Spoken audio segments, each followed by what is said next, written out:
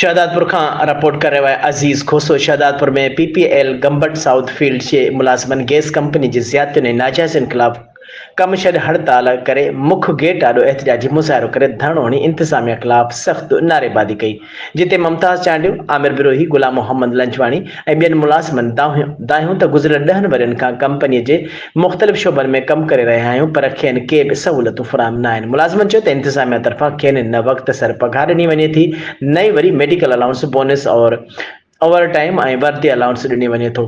वर्दी ऐं शूज़ बि पंहिंजे ख़र्च ते ख़रीद करण ते मजबूर आहिनि। मुतासिर थियल मुलाज़िमनि इल्ज़ाम हयो त पघार घुरण ते एडमिन ऐं मैनेजर पारां नेकाली ॾियण जूं धमकियूं ॾिनियूं वञनि थियूं, जंहिं सबबि मुलाज़िम ज़हनी परेशानी जो शिकार आहिनि।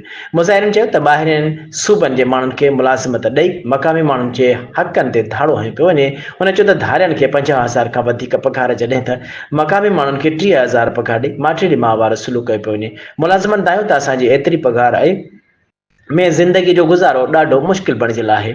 मुज़ाहिरनि मुतालबो कयो त बिना देर पघारूं वधाए वक़्तसर पघारूं फ़राहम कयूं वञनि, गॾोगॾु मेडिकल अलाउंस, बोनस ऐं ओवर टाइम वर्दी अलाउंस ॾेई पखड़ियल बेचैनी दूर कई वञे ऐं धारियनि माण्हुनि खे नेकाली ॾेई मक़ामी माण्हुनि खे मुलाज़िमत ॾेई खेनि ऐं बेरोज़गारी खां बचायो वञे।